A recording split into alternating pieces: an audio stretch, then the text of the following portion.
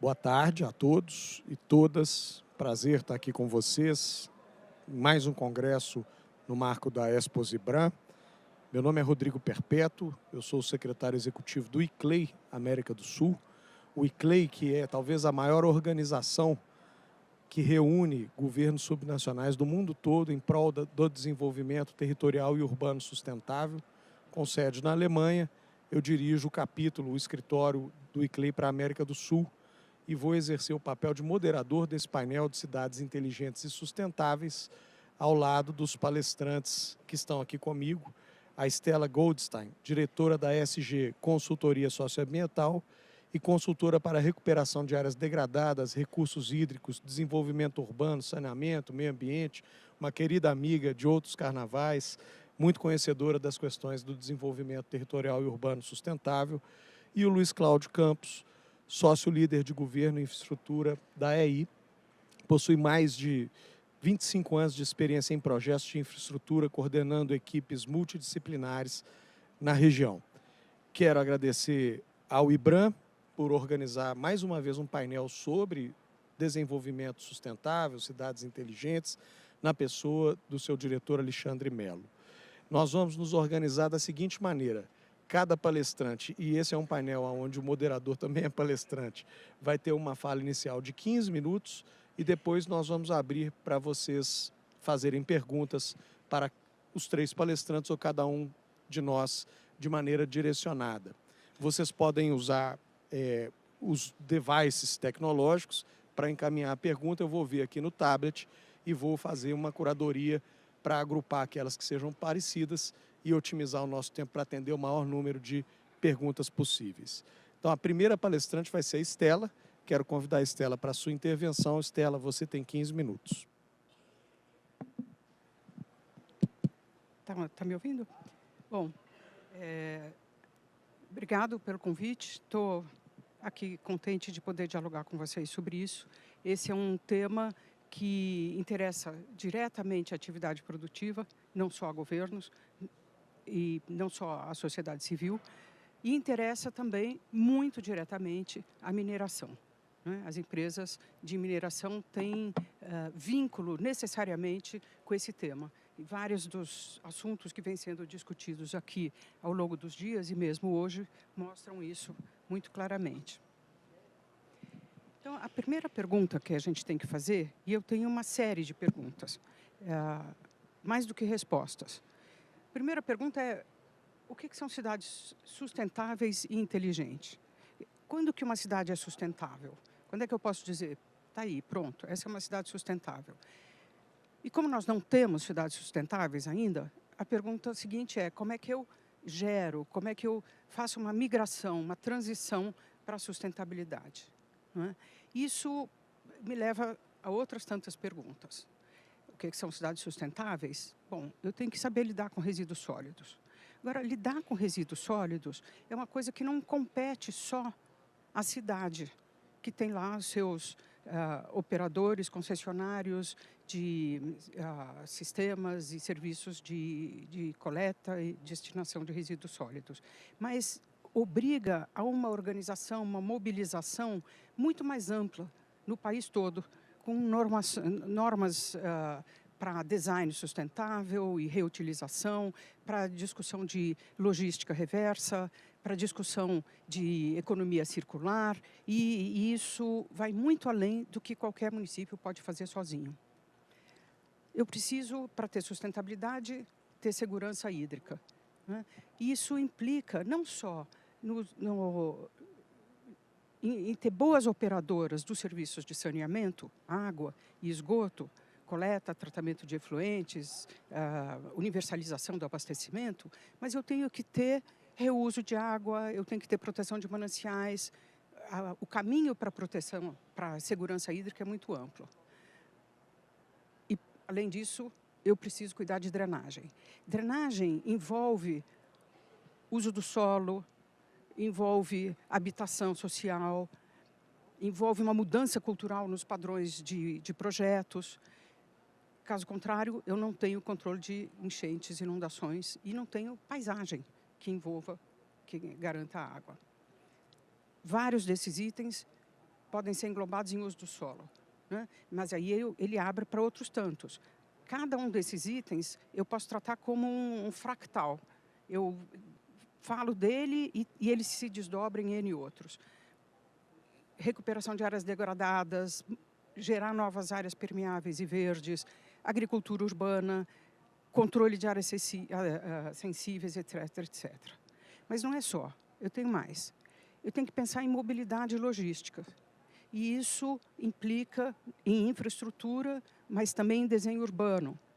Isso implica em redução de emissões, em acessibilidade. São longos caminhos. A mesma coisa para a habitação, né? As políticas de habitação têm que ir muito além de programas de novas casas em condomínios isolados nas periferias das cidades com subsídio público, né? É muito mais complexo e tem que ser um mosaico de ações.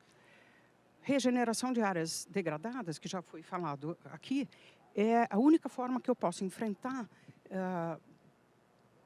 as ocupações irregulares, que já estão lá, consolidadas e vão ficar, mas também as áreas de mineração, áreas de grande declividade que levam à erosão, os nossos lixões que ainda existem e não estão recuperados, etc.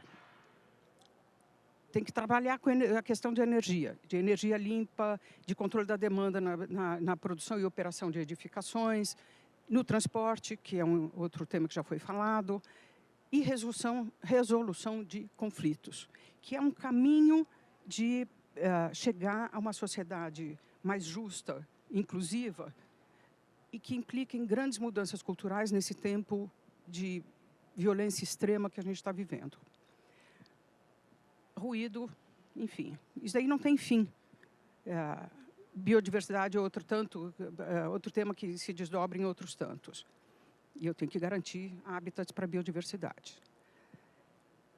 E tem temas para os quais nós absolutamente não temos, eu não consigo nem formular as subdivisões. A questão da desigualdade social, que no Brasil é esse drama terrível e para o qual nós não temos ainda respostas. As questões ligadas à educação, que a cada governo tem novos planos, nova visão, e a gente continua tendo os índices cada vez menos interessantes nos rankings internacionais. E a questão de justiça social, ela tem um reflexo no território, um reflexo brutal. E andando pelas nossas cidades, a gente vê isso claramente, né? Isso é desigualdade social, e isso é insustentabilidade, é uma cidade insustentável. E isso é um padrão das periferias, e não só de periferias, de muitas áreas, até com alguma centralidade nas nossas cidades. E isso são questões que estão ligadas à infraestrutura, mas também à operação e manutenção dos serviços e dessa infraestrutura. O resultado está aí e ele é sempre dramático. Ele é sempre a insustentabilidade, não é? E essas cenas que eu mostro, elas refletem cada um daqueles itens. Mas o pior é que a gente continua fazendo mais do mesmo. Não é que simplesmente a gente já fez e tem espaços consolidados e uma cultura consolidada. Nós continuamos fazendo a mesma coisa, nos programando para piorar a situação. Isso daqui é na região metropolitana de São Paulo, onde a política de gestão de recursos hídricos continua sendo reter essa água em grandes estruturas de piscinões, né, grande infraestrutura, atrasar a chegada dessa água por meio dessa retenção e depois canalizar. Isso é insustentável. Nós temos que mudar a lógica, a cultura da drenagem urbana. E esses são espaços degradados, os piscinões, né? E não resolvem o problema. Bom, e aí tem a questão seguinte dessa nossa conversa, que é cidades inteligentes. E como eu acho que cidade inteligente a inteligência é a ferramenta que a gente precisa para implementar políticas para cada uma dessas super complexas questões, eu vou deixar isso para os nossos colegas falarem. Eu vou ficar falando só de sustentabilidade. Não adianta a gente dizer que a gente vai inventar uma cidade agora e ela vai ser sustentável. Já fizemos isso em outras ocasiões. A gente inventou Belo Horizonte, a gente inventou Brasília, e elas não são sustentáveis, né? Pode-se dizer, bom, não existia esse conceito antes, mas já se sabia muita coisa a respeito do que é uma cidade com boa infraestrutura e boa convivência, e os avanços foram poucos, né? Esses espaços consolidados, é muito difícil você fazer o retrofit deles. Como é que eu faço isso agora, né? Para cada uma dessas questões que estão postas. E eu não sei, quando eu digo eu não sei, as nossas cidades não sabem a quem compete gerar esses processos tão complexos de transformação para chegar à sustentabilidade. E pior, como é que eu vou financiar isso? E aí, depois aqui, mais adiante, no nosso debate, no nosso diálogo, a gente pode discutir o papel da mineração, né, nesse tema. Eu pedi para um programinha de cidade inteligente, de inteligência artificial, para me desenhar uma cidade inteligente e sustentável, que eu queria pôr aqui de ilustração. E foi engraçado que o que veio é uma bolha, é uma coisa em si, fechada. E isso não existe, né? A cidade só existe nas suas relações com o seu entorno. E, portanto, a todos aqueles itens que eu coloquei, se acresce mais esse. Eu preciso saber lidar com a bacia hidrográfica, com o conjunto das cidades conurbadas ou não conurbadas que eu tenho e que dialogam com aquela cidade. Eu preciso lidar com grandes temas que perpassam o país como um todo. Bom, e aí, como é que a gente discute isso? A quem compete a sustentabilidade, então? Se eu falo em captar, tratar, distribuir e coletar água e depois coletar e tratar esgoto, eu tenho as operadoras de saneamento. Não importa se elas são privadas ou públicas. Se eu vou proteger mananciais e controlar o uso do solo, eu tenho aí envolvidos os municípios, as secretarias estaduais de meio ambiente, as secretarias, outras tantas que deveria ter colocado, mas que eu estou sintetizando tudo, de segurança pública, as secretarias de infraestrutura, de transportes, etc. Se eu quero evitar enchentes, eu tenho os municípios e, com muita frequência, os órgãos estaduais. Eu pus daí pensando em São Paulo, mas isso em qualquer estado vai ser a mesma coisa. Os órgãos estaduais que são responsáveis pela drenagem. Se eu quero controlar o lançamento de poluição, eu vou ter agências ambientais, mas eu tenho também os responsáveis por resíduos sólidos, que é o item 6 ali, município, estados e União. E a matriz energética também eu vou ter. O que eu estou querendo dizer aqui é que eu tenho uma complexidade de instituições que tem que se articular e garantir ações integradas e mirando os mesmos resultados e alocando recursos para as mesmas atividades, que nós ainda não sabemos como fazer.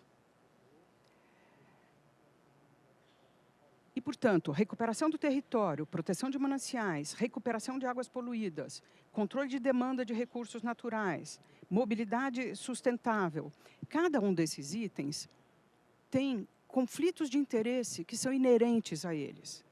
Não é? Quando eu falo em mobilidade sustentável, eu tenho um conflito de interesse muito claro entre o município, por exemplo, e operadoras de serviços de transporte que têm réguas distintas para entender o que é bom resultado. Quando eu falo em proteção de mananciais, eu tenho conflitos claros entre proprietários de terra que,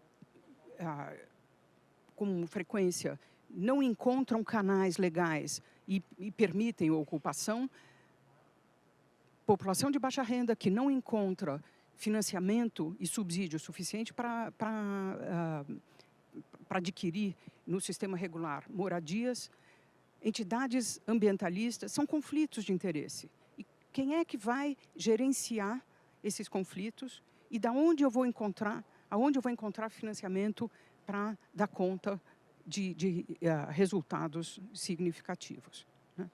Então, o que nós estamos falando, na maior parte do caso, são de políticas cuja atribuição de responsabilidades é muito difusa, porque elas afetam o conjunto da população e, ao mesmo tempo, diversos segmentos de interesse.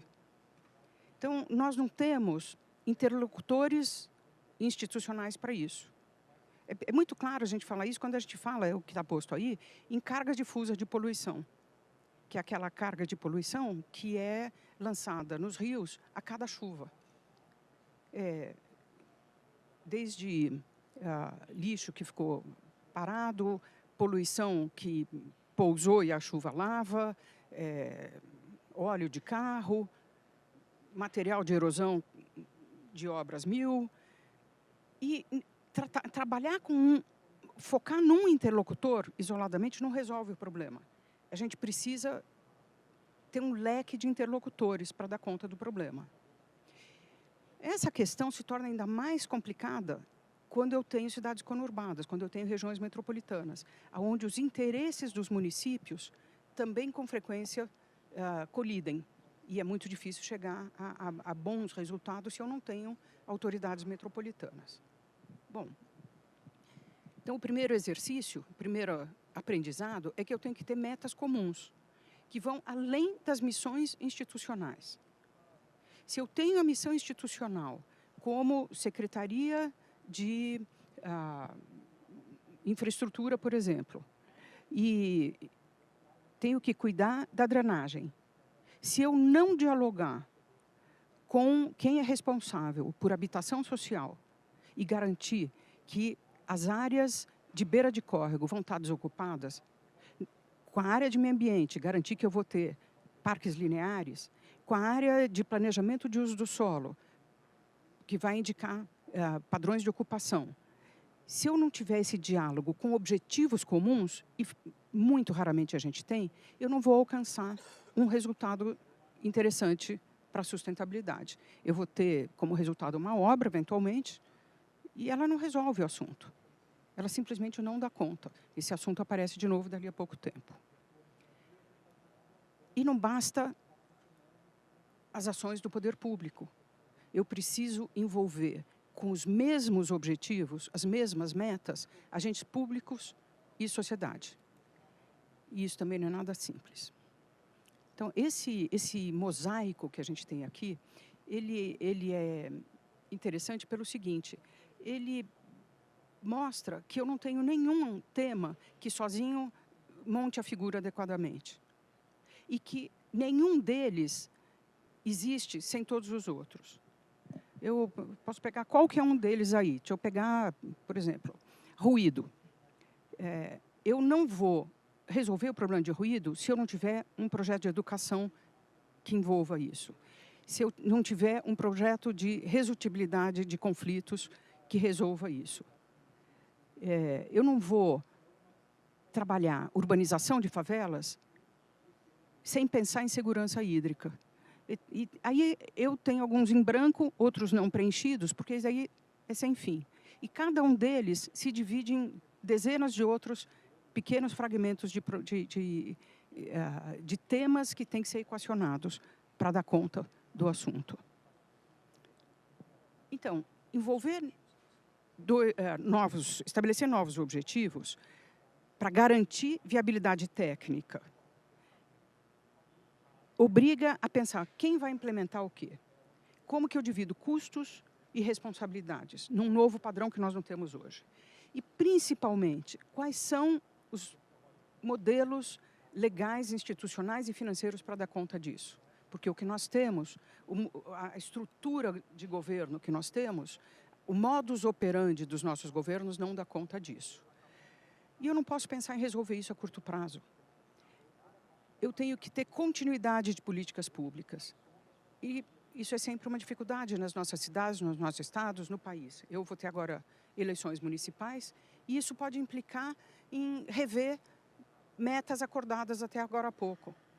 Como que nós vamos pensar em metas comuns a serem implementadas, nenhuma delas é de curto prazo, com monitoramento, com ajuste permanente de metas e de operacionalidade, se eu não tenho continuidade de políticas públicas. E aqui a maior parte das pessoas, a gente sabe, são engenheiros, são economistas, mas esses temas envolvem questões não só técnicas, mas, como eu estou dizendo, institucionais, financeiras e políticas.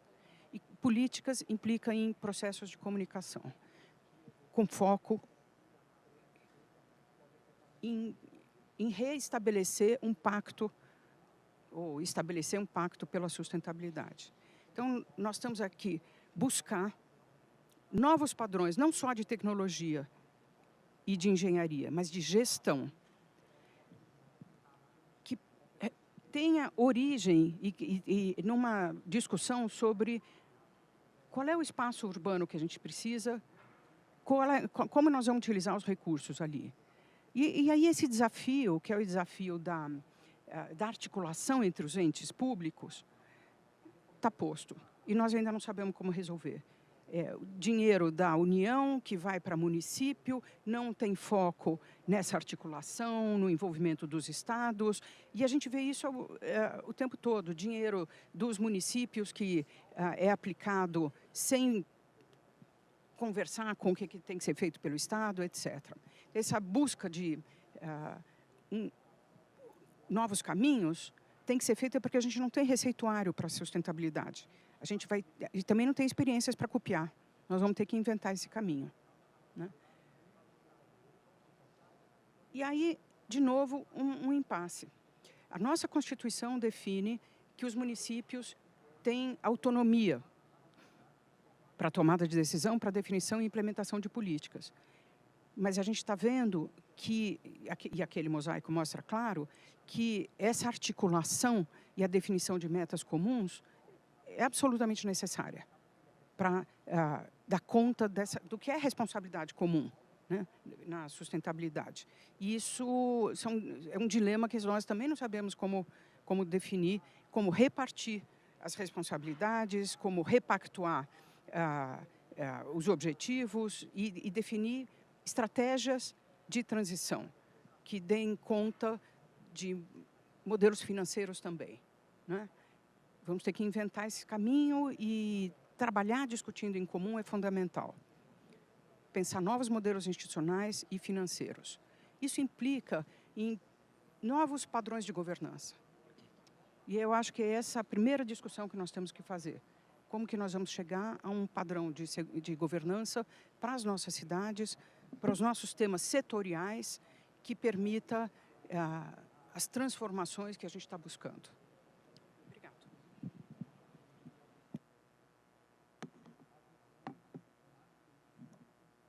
Muito bem, Stella. Muito obrigado. Acho que você traz um panorama bem completo em relação à perspectiva desafiadora de construção de uma cidade sustentável, apresentando os elementos, mas também os desafios, as contradições que estão inerentes ao desenvolvimento dessa perspectiva, que é a perspectiva que precisa ser a perspectiva dominante, cada vez mais, né? Eu, dando sequência aqui no nosso painel, nós recebemos 2 perguntas, já reservei aqui para o nosso debate. Eu vou chamar o segundo palestrante. O segundo palestrante é o moderador. Então, vou pedir o pessoal aí da produção para colocar a palestra do Rodrigo Perpétuo. E a Stella abordou com mais ênfase a perspectiva da sustentabilidade.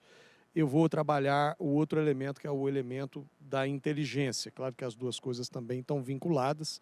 Vou pedir licença aqui para falar de pé, para ver se anima o pessoal lá do fundo que está nos assistindo. Como eu disse para vocês, o ICLEI é uma associação mundial de governos subnacionais. A Stella conhece bem o ICLEI e o Luiz Cláudio vai conhecer cada vez mais. Nós vamos trabalhar em parceria lá no Rio Grande do Sul. A sede está na Alemanha, na cidade de Bonn. E aqui na América do Sul nós temos uma rede de 4 escritórios. O escritório regional, o escritório Brasil, os 2 ficam em São Paulo. O escritório Colômbia, que cuida da América do Sul andina, que fica em Medellín. E o escritório que fica na Argentina e dá conta de todo o Cone Sul, está na cidade de Rosário. O ICLEI representa a constituency dos governos subnacionais, o grupo dos governos subnacionais, nas grandes agendas de sustentabilidade da ONU. Então, o Acordo Quadro do Clima, Acordo de Paris, a Convenção da Diversidade Biológica. Essa convenção vai ter a sua reunião bianual agora em outubro, em Cali, na Colômbia, e a convenção também quadro da desertificação. Cidades inteligentes, pessoal. Para quem não conhece ainda, tem uma carta que o Ministério das Cidades desenvolveu num processo coletivo, um processo compartilhado, uma carta, se eu não estou enganado, de 2022, e que dá conta dos elementos, dentro de um olhar brasileiro, dos elementos de uma cidade inteligente. Nós, no ICLEI, fizemos, anteriormente a essa carta de cidades inteligentes brasileira, a gente fez um estudo, a pedido do governo britânico, que trabalhava os elementos de uma cidade inteligente associados ao enfrentamento à crise climática. E a gente tirou 6 princípios que a gente acha que devem estar presentes em qualquer cidade que se pretende inteligente. O primeiro é informação. Não se pode fazer gestão nenhuma, acho que a fala da Estela traz isso de alguma maneira, mas é impossível fazer qualquer tipo de gestão, ter qualquer tipo de inteligência, se você não tem informação acerca daquele objeto de trabalho. A cidade também é um objeto de gestão, um objeto de trabalho, então você ter indicadores, um sistema de indicadores palatável, bem organizado, que possa direcionar as políticas públicas é o primeiro passo para que você possa ter inteligência na sua dinâmica de gestão. O segundo é a transparência. Esses dados precisam estar publicados, acessíveis para a população, para a academia, para as entidades que acompanham a dinâmica da gestão pública de maneira geral. E só a transparência não é suficiente. O governo precisa estabelecer canais organizados de diálogo com a sociedade civil, de forma que essa leitura dos dados, a leitura da informação, a leitura dos indicadores, seja uma leitura que faça sentido para todos os públicos. Mesmo o público mais erudito, o setor privado, a sociedade civil organizada e o cidadão comum. Portanto, esses canais de diálogo são muito importantes e eles fazem parte dessa dinâmica de construção de uma transparência e de uma cultura de participação efetiva na cidade. Quanto mais a sociedade participa, mais diversidade e mais insumos o governo recebe para poder melhorar e aperfeiçoar constantemente o seu processo de formulação e implementação das políticas públicas. Acho que a fala da Estela também traz a perspectiva da intersetorialidade, da multidisciplinaridade. É impossível você resolver qualquer problema, seja no âmbito urbano, seja no âmbito territorial, numa perspectiva mais alargada, se você tiver uma lente única. Os problemas são complexos, eles precisam de uma abordagem multidisciplinar e intersetorial para ter uma solução realmente eficiente e que dê conta da complexidade dos problemas contemporâneos. A gente enumerou também o princípio da ética, no sentido de que nós temos uma nova referência internacional que vai influenciar cada vez mais a perspectiva normativa em cada país, mas também em cada estado e em cada cidade. Eu estou me referindo aos grandes acordos globais, os Objetivos de Desenvolvimento Sustentável, o Acordo do Clima de Paris, a Convenção da Diversidade Biológica com as suas definições agora em Kunming, Montreal. Estou falando da nova agenda urbana. Você tem uma série de pactuações no plano internacional que, de certa forma, configuram uma nova ética, um novo ethos para o comportamento institucional, corporativo e até individual. E aí, cada cidade, para ser inteligente, precisa preservar a sua identidade, o seu DNA, a sua cultura, a sua referência histórica e de memória. Se ela não fizer isso, ela está alienando aquilo que ela tem de melhor, que é a sua unicidade, a sua particularidade, a sua peculiaridade no mundo. Então, em tempos de globalização, é muito importante que as cidades também preservem a sua cultura, a sua identidade e a sua memória. Do ponto de vista da inovação mais aplicada, eu trouxe alguns exemplos daquilo que o ICLEI vem desenvolvendo com alguns parceiros, apenas para dar pistas de exemplos mais tangíveis, mais materiais do que é possível fazer para estimular a inovação aplicada à sustentabilidade. Nós temos um programa que se chama ICLEI Innovation. A gente começou esse programa em 2020. Esse programa está na sua 3ª rodada. A primeira rodada, a gente fez um trabalho em nível nacional, em aliança com o Fórum Nacional dos Secretários Municipais de Meio Ambiente das capitais brasileiras, o Fórum CB27, e com vários parceiros. Vocês podem ver os parceiros estão em algumas prefeituras, como a Prefeitura do Rio, nesse caso, e a gente acelerou startups que apresentavam soluções inovadoras para a gestão de áreas verdes urbanas, gestão de parques, otimização de inventários dos indivíduos arbóreos das cidades, políticas de arborização, enfim, tudo que estava direcionado para a questão de áreas verdes. Nós aceleramos 8 startups, essas são as startups, a Arbolink, a Verde Drone, algumas até aqui de Belo Horizonte, a Verde Novo, a Nubits e a Isat, foram aquelas que se destacaram nessa edição do programa. A gente fez uma segunda rodada do programa no ano passado com a Prefeitura de Porto Alegre, e aí a gente fez um trabalho focado em sistemas alimentares, foi antes ainda de toda a tragédia que aconteceu lá no Rio Grande do Sul, e a questão da agricultura urbana, dos sistemas alimentares periurbanos, é uma questão muito importante para aquela cidade. Então, nós focamos nesse tema e aceleramos essas soluções que estão aqui listadas. A Bioplix foi a startup vencedora do nosso Demo Day. Eles têm uma solução de revestimento biodegradável, atóxico, pode até ser comestível, que em certa medida substitui o plástico, substitui o uso do plástico na embalagem de alimentos.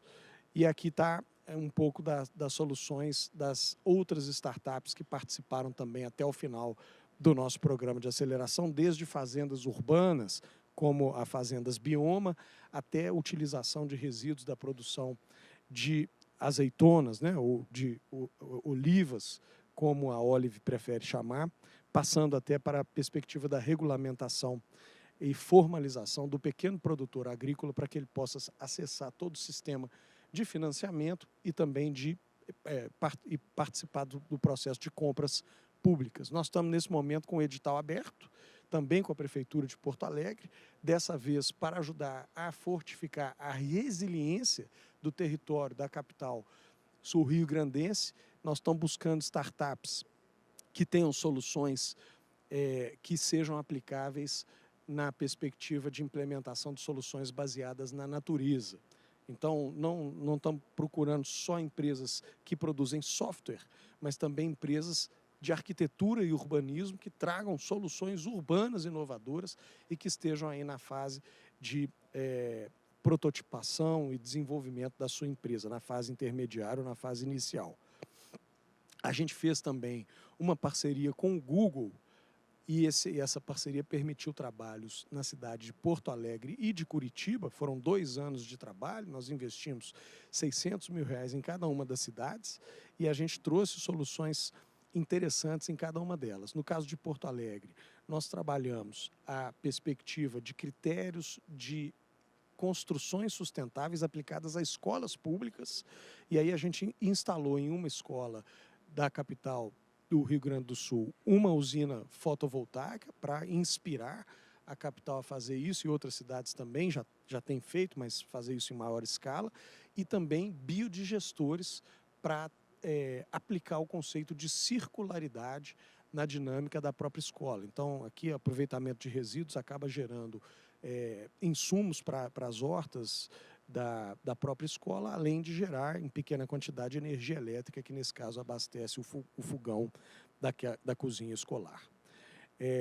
A gente, lá em Porto Alegre, também fez um estudo com parceiros, a partir desse fundo com a Google, para estudar os impactos da eletrificação da frota de transporte público, tanto em termos de emissões ou evitar emissões evitadas de gases do efeito estufa, como em termos também do investimento necessário para eletrificar 100% da frota de ônibus do transporte público de Porto Alegre. Lá em Curitiba, nós desenvolvemos um painel de monitoramento da questão climática. Então, o parceiro aqui foi o Senai, uma participação forte da indústria, com indicadores claros que a população e a academia, as partes interessadas, podem acompanhar em tempo real. E a gente também trabalhou numa comunidade muito carente, uma comunidade muito pobre, onde a gente equipou o centro comunitário também com uma microusina fotovoltaica, proporcionando não só iluminação pública para uma área que ficava totalmente no escuro, mas também centro computacional e uma dinâmica mais, eu diria, cidadã, mais digna para as pessoas que habitam essa comunidade 25 de março. É um panorama das perspectivas conceituais das cidades inteligentes, mas também da sua aplicação prática em termos de como fazer essa junção entre políticas de estímulo à inovação e a aplicação dessa inovação para gerar mais sustentabilidade na cidade e no território. Fico por aqui, passando desde já a palavra para o meu colega Luiz Cláudio, da Ernst Young. E agora retornando ao meu papel aqui de moderador, portanto, marcando o seu tempo. Bom, boa tarde. Obrigado, Rodrigo. Prazer estar aqui nesse painel. É uma satisfação a UI participar aqui da Exposibram. Eu acho que a gente teve a felicidade de, quando organizamos esse painel, de trazer, acho que, visões complementares, né? A Estela falou muito na questão de sustentabilidade, né? De como é que é uma cidade sustentável. O Rodrigo trouxe a cidade inteligente.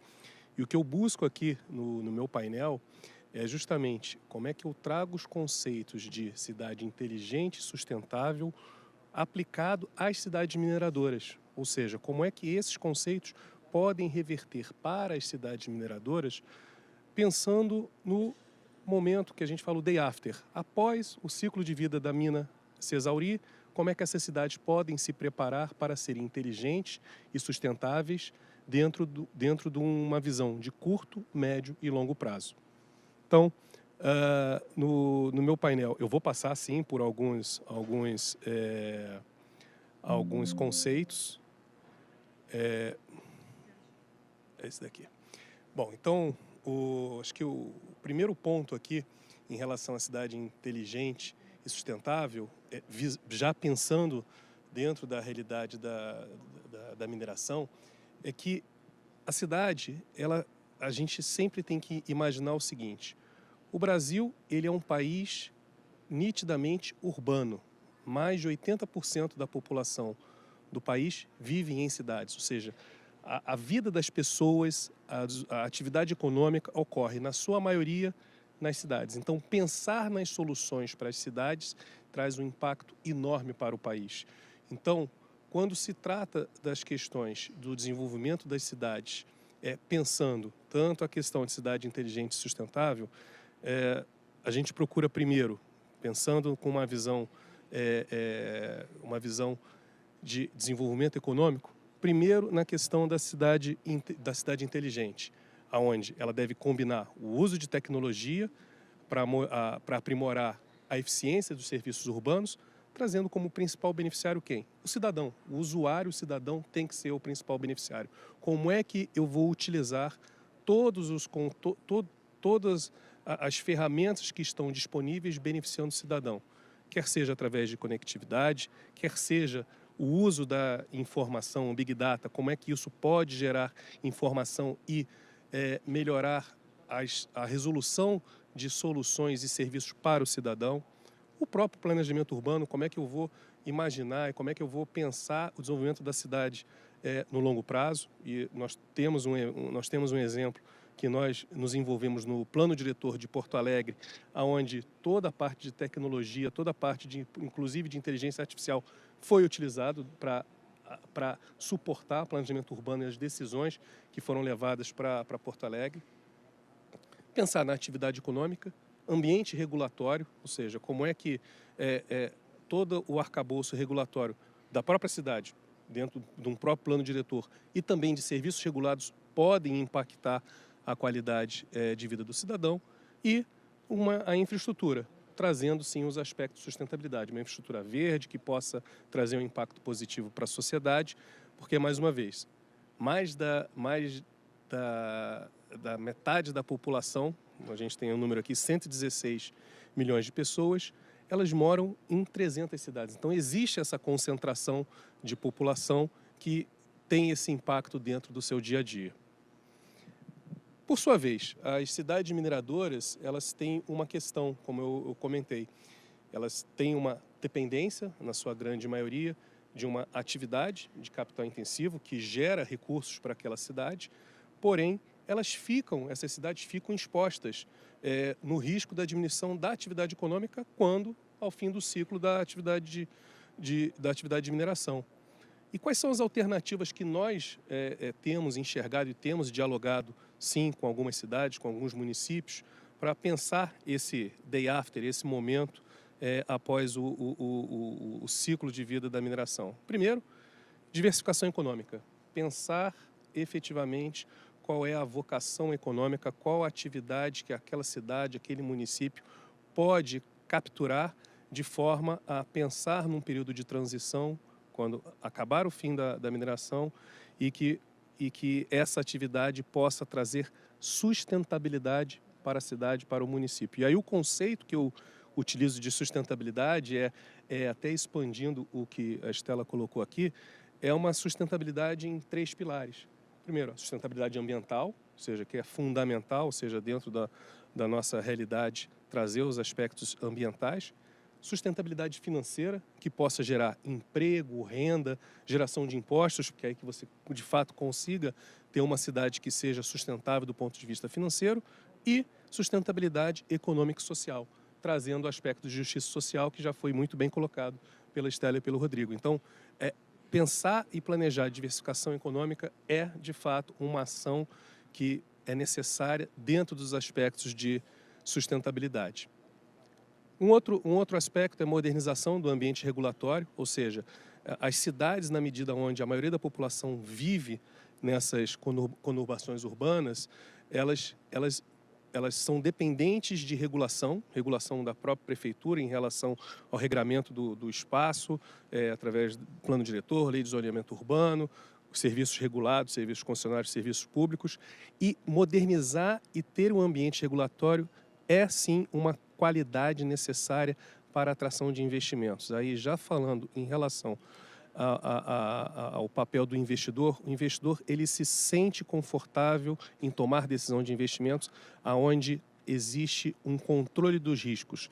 Na medida que você tenha incertezas, o investidor ele precifica esse risco e ele não toma a decisão de investir, ou ele simplesmente vai precificar mais caro, e isso obviamente não traz uma vantajosidade econômica. Então, modernizar o ambiente regulatório é uma forma de minimizar risco, traz mais segurança, consequentemente atrai mais o investidor. E o terceiro aspecto, já foi comentado aqui, a questão de governança, gestão eficiente, ou seja, gestão eficiente das cidades, aonde também foi comentado aqui que pensar em gestão eficiente é pensar que esse processo de desenvolvimento e diversificação econômica não é um projeto de governo, não é um projeto de um ciclo de 4 anos. Ele é um projeto do município, é um projeto da sociedade.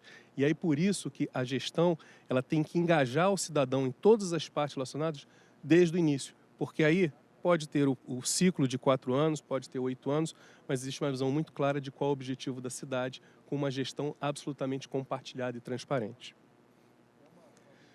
E aí, o que nós temos aqui é dentro até mesmo daquele quebra-cabeça que a Estela colocou, a gente faz essa mesma provocação aqui em relação a quando se tem, de fato, iniciativas inteligentes e sustentáveis, o nosso foco aqui é muito em relação à questão da atração de investimentos. Então, com a atração de investimentos, eu consigo, eu tenho a possibilidade de adoção de iniciativas de ESG, eu consigo garantir geração de empregos em setores diversos, eu posso contratar serviços de empresas locais, o que fomenta ainda mais a economia local, isso faz um aumento de arrecadação municipal, consigo capacitar mão de obra, ao mesmo tempo, dependendo da característica da cidade, eu apoio o turismo local, o que fortalece ainda mais a questão dos serviços, e aí eu tenho o fortalecimento da cultura, que também foi colocado também aqui pelo Rodrigo. Então a gente tem um círculo virtuoso aqui, aonde você, com essas características, você tem uma cidade que tem todas as características, sim, para atrair capital, atrair investimentos e ter sustentabilidade no seu ciclo de médio e longo prazo.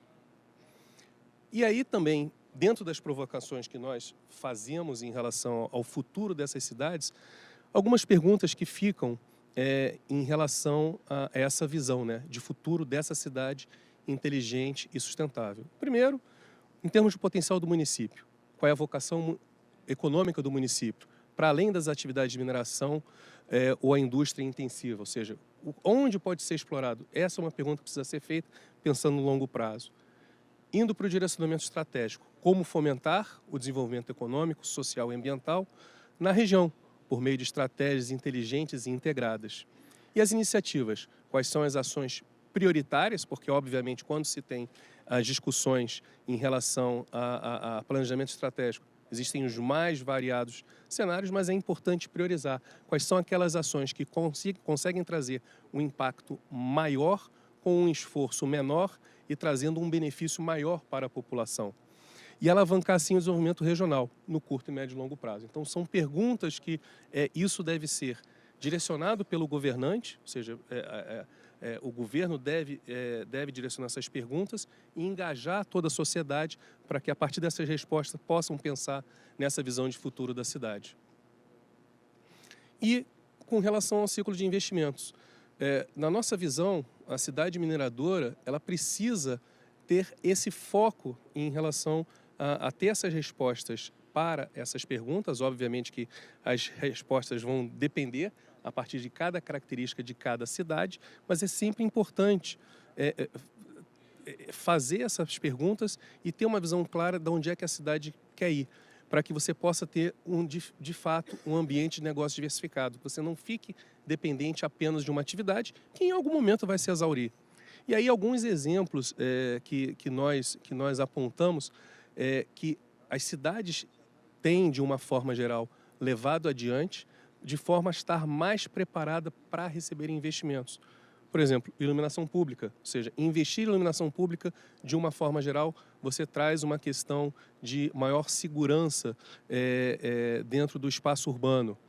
Lotes industriais, ou seja, promover a aplicação de parques industriais. Inclusive, um dos casos que nós estamos envolvidos, inclusive é um município aqui de Minas Gerais, em Conceição do Mato Dentro, que já pensando nesse processo do Day After, está se planejando fazer um ecoparque industrial, justamente para prover a diversificação econômica, e a gente percebe a aderência do mercado justamente para fazer o investimento e entrar na cidade. Tratamento de água e esgoto, até mesmo os exemplos que a Estela deu, você vê, não tratar esgoto, você tem uma injustiça social tremenda. Além disso, você tem a questão de saúde, isso leva um maior gasto do poder público com saúde. Então, tratar água e esgoto tem saúde, uma população saudável é mais um predicado para que alguém tome a decisão para investir naquela cidade. Energia limpa, que também já foi comentado.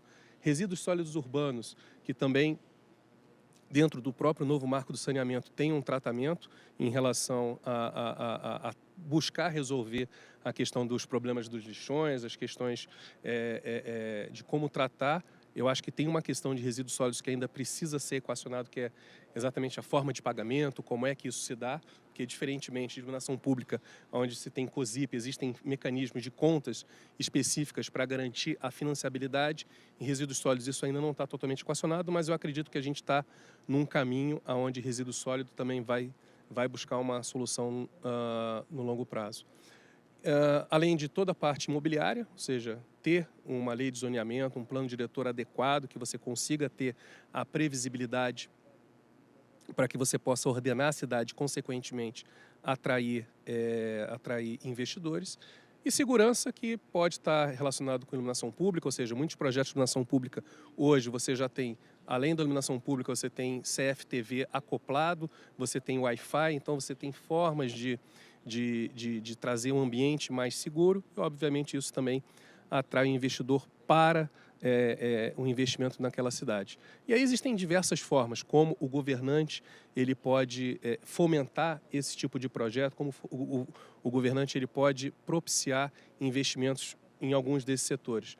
Através de uma PMI, um procedimento de manifestação de interesse, através de planos organizados, através de intervenções de instituições multilaterais. Existe uma série de formas de viabilizar essas ações. Eu acho que o ponto importante, para encerrar aqui o meu painel, é que eu acho que nós estamos num timing perfeito, porque mês que vem nós temos eleição para os municípios.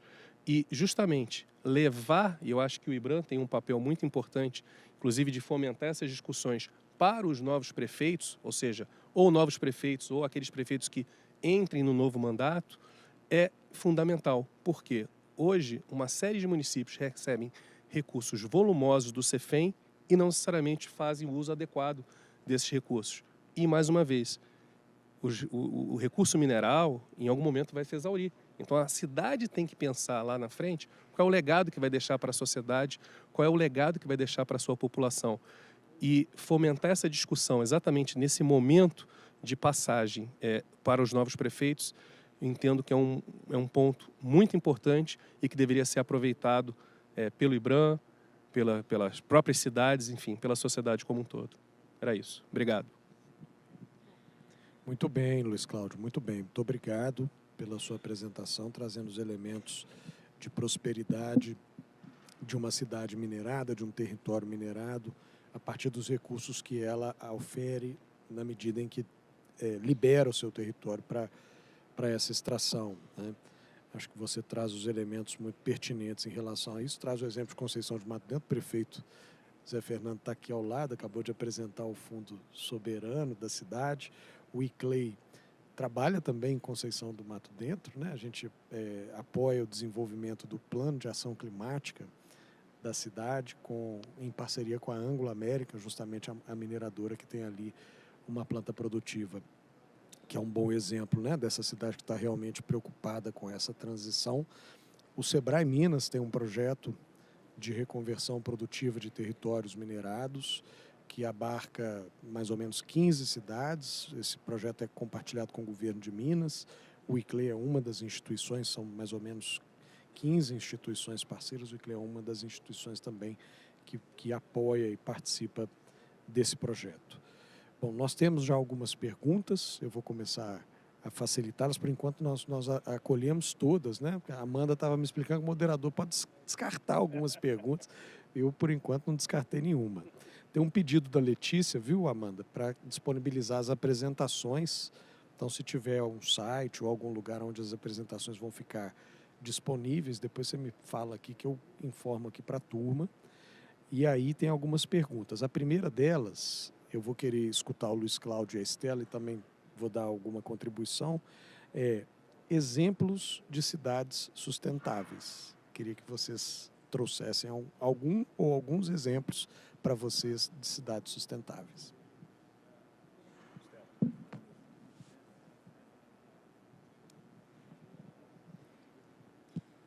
Bom, eu não conheço cidades que podem ser chamadas de sustentáveis no Brasil. Não conheço. A gente sabe que algumas cidades na Escandinávia, por exemplo, têm avanços muito grandes, muito bonitos.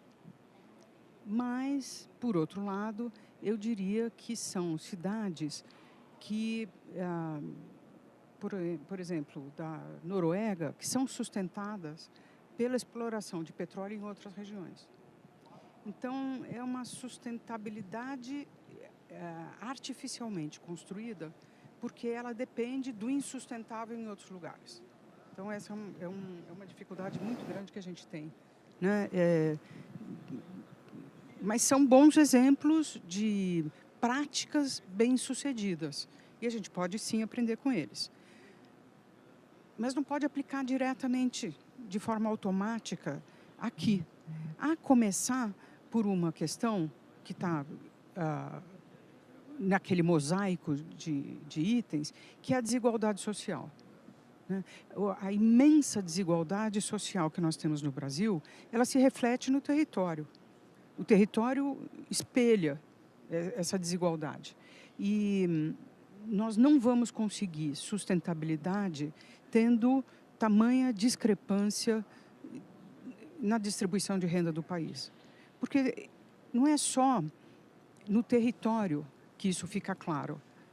Fica claro também nos níveis de acesso à educação, né? Nos rankings de educação que o nosso país alcança. Isso se reflete, por outro lado, em como a própria população entende as suas responsabilidades perante os problemas que são comuns ao conjunto da sociedade. Lixo, por exemplo, uso de água, ocupação de áreas irregulares, o que seja, né? Então, é aquela coisa, todos esses problemas são intrincadamente unificados e você não resolve nenhum isoladamente. Mas essa questão da desigualdade social, da justiça social, ela é um diferencial que permeia todas as questões setoriais e que, se você olha uma cidade escandinava e a nossa, é a primeira coisa extremamente impactante e que tem que ser encarada. Acho que complementando o que a Estela colocou, eu ia fazer uma contra-pergunta se pode ser, tem que ser no Brasil ou vale fora do Brasil, porque realmente no Brasil é difícil da gente apontar uma cidade que de fato seja sustentável. De fato, obviamente, Escandinávia, países nórdicos, ou seja, onde você tem um IDH muito alto, você consegue entender e visualizar muito mais facilmente a questão da cidade sustentável, mas com esse apontamento que a Estela colocou muito bem feito, que do ponto de vista, a financiabilidade daquilo ali é graças a uma atividade não necessariamente sustentável. Então, assim, esse é um ponto importante. Agora, quando a gente traz a realidade de mercados emergentes, e até um pouco do meu papel dentro da firma, eu sou responsável por governo e infra, Brasil e América Latina, isso é algo que a gente vê na região como um todo, né?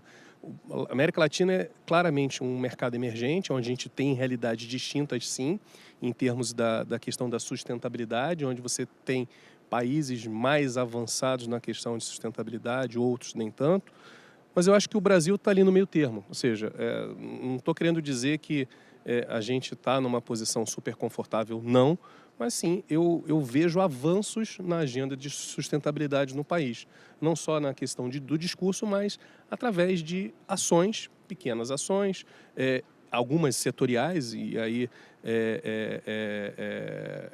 independente da questão ideológica, por exemplo, no saneamento, a gente estava até discutindo isso, né? Independente se é público ou privado, mas levar tratamento de água e esgoto para a população, isso é algo necessário. Isso traz uma justiça social, isso traz uma situação que melhora a condição social da população, isso leva a uma maior sustentabilidade. Obviamente que ainda estamos muito longe de ter uma questão de sustentabilidade equacionada, mas eu acho que tem que ser um objetivo. E aí, dentro desse aspecto mais amplo de sustentabilidade, passando por todas as questões de justiça social, de questão ambiental propriamente dita, mas todos esses aspectos que impactam a vida do cidadão, acho que a gente está num caminho. Lento, é verdade, mas com melhorias. Só uma frasezinha aqui, que é bem interessante isso que você falou. Eu coloquei das dificuldades de você alcançar a sustentabilidade num território de profundas desigualdades sociais. Mas a busca da sustentabilidade reduz a desigualdade. Sem dúvida. E isso é um caminho interessante. Sim. Muito bem. Eu vou dar uma contribuição aqui também nessa pergunta de dois aspectos. Um aspecto global, né? Esse mês, nós temos a Semana do Clima de Nova York, a Cúpula do Futuro, que é uma cúpula convocada pelo secretário-geral da ONU, e a Assembleia Geral da ONU, né? E está feito já, os relatórios estão publicados da avaliação intermediária do cumprimento dos Objetivos de Desenvolvimento Sustentável, né? A verdade é que a humanidade conseguiu alcançar 17% dos indicadores que ilustram esses 17 objetivos. Então, de fato, a sustentabilidade, ela é uma meta, ela é um processo inesgotável que um território deve perseguir, seja ele um estado, nação, seja ele um estado ou um município, né? E no caso do sul global, de fato, essa meta fica muito prejudicada pelas desigualdades sociais, pelos elevados índices ainda de pobreza. Em média, 20% das pessoas que vivem em cidades brasileiras estão em áreas de alta vulnerabilidade social, assentamentos informais ou favelas, para dar uma ideia. Então, de fato, esse é um objetivo utópico a ser alcançado.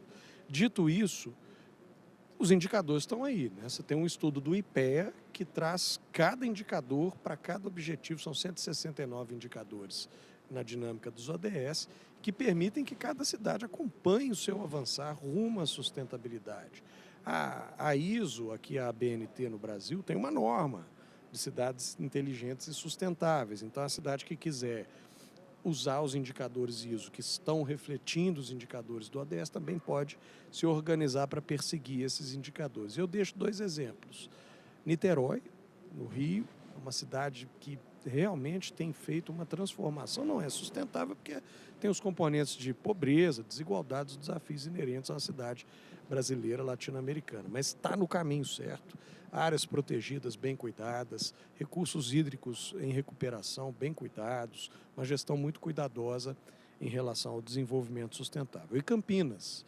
Campinas também é uma cidade que, ao longo dos últimos anos, tem avançado muitíssimo no que se refere à sustentabilidade. Vou citar o exemplo da gestão metropolitana de áreas protegidas, conectividade ecológica e agroecológica, um conjunto de 49 parques lineares com a perspectiva da resiliência sendo implementados gradativamente, liderados por Campinas, a agência metropolitana e as outras 19 cidades da região em um termo de cooperação técnica. Rodrigo, me permite só então uma parte em relação a essas duas cidades. Você deu dois exemplos muito bons de cidades que não têm recurso de CEFEM. Se a gente analisa a quantidade de cidades que recebem CEFEM e o volume que se tem de CEFEM, quanto não pode ser feito para avançar rapidamente na agenda da sustentabilidade de uma cidade inteligente. Acho que essa reflexão, é isso que deve ser empurrado e aproveitar esse timing dessas novas gestões. Bem lembrado. E aqui você tem o exemplo de Conceição, você tem o exemplo de Itabirito, enfim, tem cidades em Minas e eu quero crer que no Brasil que tem feito também uma gestão responsável desse recurso que vem Deixa eu dar também uma informação. Em Canaã dos Carajás, no Pará, foi apontado pela gestão municipal que 10% do recurso do CEFEM ele vai ser destinado justamente para planos e ações visando diversificação econômica da cidade dentro de uma lógica, ou seja, não importa o valor do CEFEM, 10% vão ser para essas ações. Então, tem outros exemplos sim no Brasil, mas eu acho que cabe todos nós a empurrar essa agenda em todas as cidades. Muito bem. Bom, a terceira pergunta, nós já endereçamos duas aqui. Essa pergunta diz respeito à omissão. E no caso de uma prefeitura, uma cidade ou um estado ser negligente ou omisso no que se refere à provisão de infraestrutura básica ou políticas que devem ser empenhadas para garantir a dignidade mínima e a qualidade de vida do cidadão. O que fazer? O que pode ser feito? Como é que a sociedade ou os órgãos devem atuar?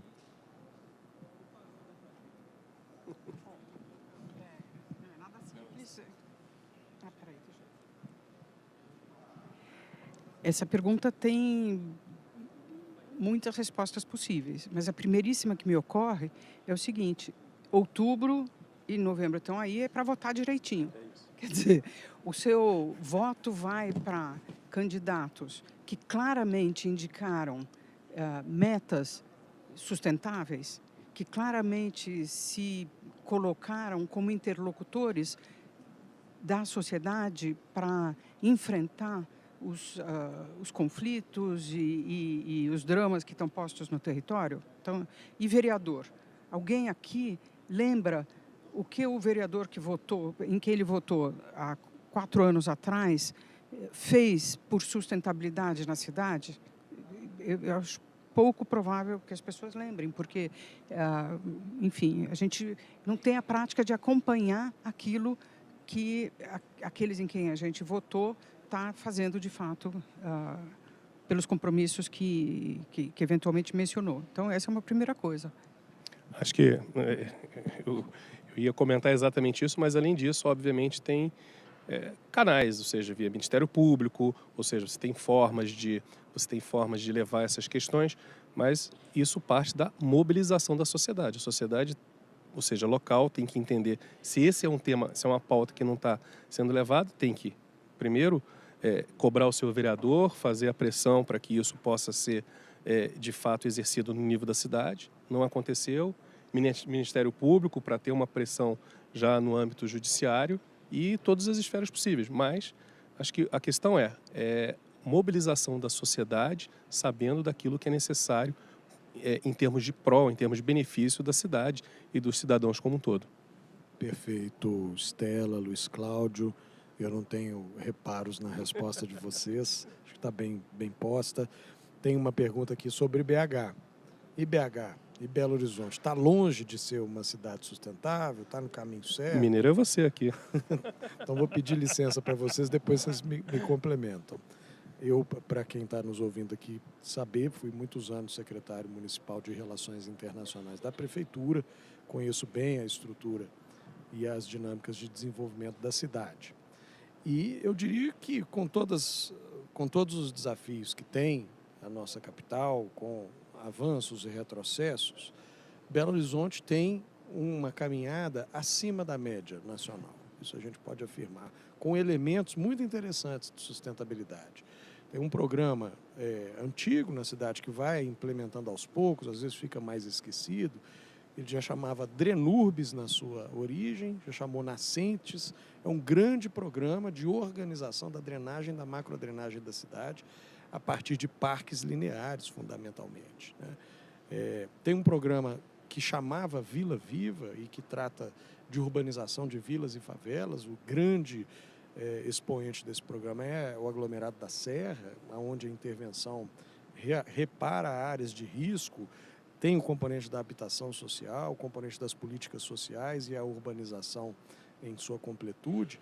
Mas é óbvio que esses programas, além de serem muito caros, eles precisam de ser mantidos ao longo do tempo, né? E as administrações subsequentes não foram capazes nem de continuar os investimentos vultosos necessários à implementação desses programas, como também a manutenção da qualidade da infraestrutura, que acaba demandando recursos continuados. Mas é uma base boa, né? Acho que Belo Horizonte tem, de fato, um caminho melhor em termos da média nacional rumo à sustentabilidade. Não sei se vocês querem, como visitantes aqui à nossa capital. Então, vou para a próxima pergunta. A pergunta que diz respeito à questão dos resíduos sólidos, que apareceu aqui nas palestras, especialmente as de vocês. O Vitor pergunta se a lei Rouanet da reciclagem pode contribuir de maneira significativa para a perspectiva da sustentabilidade das cidades. Eu acho que não. A intenção é boa, mas não basta a gente ter apoio a projetos isolados. A gente precisa de um arcabouço de suporte à gestão de resíduos sólidos que não está dada. Nós não temos uma estratégia de economia circular. Por exemplo, um produto de PET que seja fruto de reciclagem paga mais imposto do que o produto virgem. Então, isso não gera sustentabilidade. Então, eu preciso de políticas nacionais que deem suporte e fazer financiamento para projetos isolados, picadinhos. É conversa para boi dormir, na minha opinião. Não ajuda em nada. É fingir que eu estou fazendo. Eu preciso parar de dar suporte, por exemplo, meramente para cooperativas de reciclagem. Pobre, puxando carroça, cheia de papelão, isso não é sustentabilidade. Isso não é justiça social. Isso não é futuro para o filho de ninguém que a gente possa querer. Não é? Eu tenho problemas que têm que ser resolvidos massivamente, que têm que ser resolvidos na esfera do conjunto da sociedade. Então, esse cara que puxa a carroça, em São Paulo principalmente, ele vai levar isso para uma área degradada, onde sem EPI, sem nenhuma segurança trabalhista, vai ter gente separando, amontoando e esperando que os intermediários comprem a um preço razoável. E não vão comprar um preço razoável. E o valor vai ser sazonal e dando insegurança. A gente precisa de políticas estruturantes do problema do resíduo sólido, e por enquanto eu falei só do resíduo sólido urbano.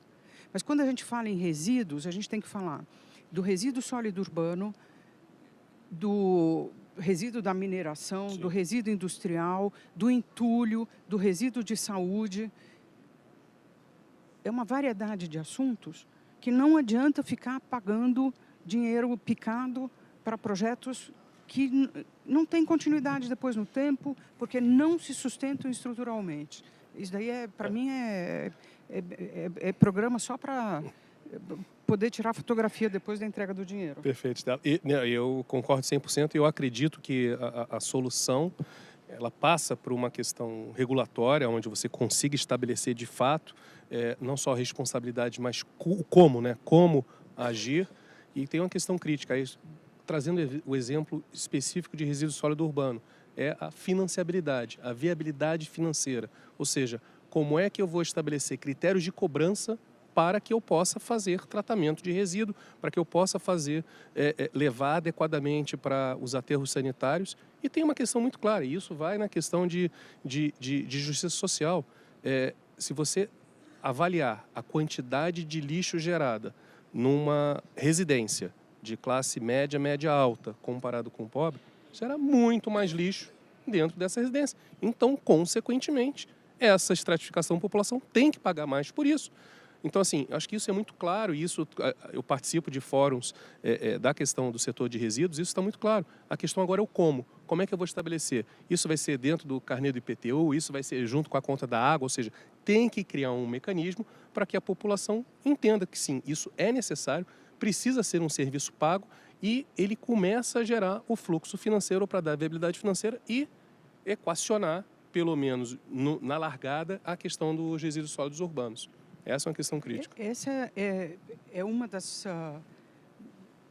estratégias de Sim. financiabilidade, e ela é boa. Mas, voltando aqui para a minha garrafa PET, quanto % do preço dessa garrafa deveria estar destinada à coleta reversa e, portanto, a uma economia circular?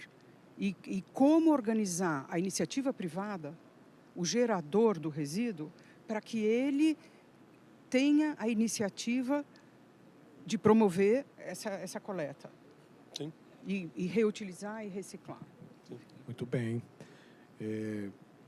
Claro que esse não é um tema simples, né? Porque senão o Brasil e o mundo já tinham resolvido esse tema. Agora, o Brasil tem uma legislação sofisticada em relação a resíduos sólidos, em relação à logística reversa, que infelizmente não consegue aplicar, né? Sucessivamente vai protelando o prazo de implementação da legislação nacional. A legislação prevê a inclusão dos catadores, né? E, infelizmente, os municípios que são responsáveis finais dessa política não conseguiram, em sua maioria, criar dinâmicas que, de fato, incluam esses catadores de maneira digna, seja o catador individual, seja o catador cooperado, né? Isso é uma realidade. A Lei Rouanet, ela é um instrumento paliativo, né? Válido, porque ela acaba trazendo para financiar, em alguma medida, um pequeno componente da política quem antes não vinha. Então, ela cumpre um papel residual paliativo. Agora, de fato, você tem lacunas que dizem respeito a responsabilidades e competências. Por exemplo, a logística reversa, quando ela não é implementada, ela chega no colo do prefeito. E a competência é do gerador. O Ministério Público cobra o prefeito. Então, você tem aqui, de fato, uma discussão a ser aprofundada, a ser feita. Eu quero deixar o exemplo em relação à reciclagem da cidade de Fortaleza. Se vocês quiserem pesquisar, tem uma política lá chamada Reciclo. Essa política está entre as 5 políticas mais inovadoras do mundo, não só de resíduos, né? Políticas de sustentabilidade. O ICLEI agora é parceiro da prefeitura para aprimorar e disseminar essa política. Ela prevê, bom, vocês conhecem Fortaleza, a cidade do sol, né? Um triciclo elétrico com uma cobertura, com uma célula fotovoltaica que aumenta a produtividade do catador, que deposita o resíduo coletado numa central, aonde ele tem, de fato, acesso a uma condição de trabalho muito digna, muito adequada. Agora, em 4 cooperativas apenas, mobilizando, por enquanto, só 50 catadores. Então, ainda numa escala muito pequena. Tem bons caminhos, a gente precisa trabalhar para que isso, de fato, ganhe escala e que seja a tônica e a matriz dominante da política pública e não a exceção, como infelizmente é agora. Bom, nós temos ainda espaço para cada um em 40 segundos deixar talvez uma mensagem final. Vamos lá, Estela, Luiz. Bom, primeiro agradecer a oportunidade, agradecer o moderador e o meu colega aqui e comentar de que nós estamos falando de grandes desafios que ultrapassam em muito a esfera municipal. A questão das cidades sustentáveis e inteligentes, ela não pode ser atribuição simplesmente de cidades isoladamente. Ela tem que permear o conjunto das políticas públicas dos estados e do país. E a gente ainda está longe disso. Bom, também agradecer o convite, a participação. Acho que o debate foi muito rico, foi muito bom, foi muito fluido, né? Acho que fluiu muito bem aqui as discussões. E acho que a mensagem final, além daquilo que eu já coloquei, é entender que tudo que se debateu aqui não é responsabilidade do governante, não é responsabilidade de alguma entidade, é responsabilidade de todos nós. Nós somos parte e somos parte que somos, ao mesmo tempo, impactados, mas também impactantes em relação a tudo que está sendo discutido aqui. Porque, no final das contas, o que a gente quer é uma cidade, um estado, uma nação mais rica, mais próspera e com mais justiça social. Então, cabe a cada um de nós tomar parte nessas ações para poder ter um futuro melhor. Obrigado, Estela. Obrigado, Luiz Cláudio. Minha parte, agradecer a todos vocês que nos acompanharam. Agradecer o IBRAM pela organização do Congresso e pelo convite, pessoal da produção, e dizer que nós estamos à disposição aqui depois, aí embaixo, para poder esclarecer as dúvidas que a gente não conseguiu esclarecer. Convidar a todos a assistir agora, nesse minuto, o encerramento oficial do Congresso. Muito obrigado. Boa tarde a todos.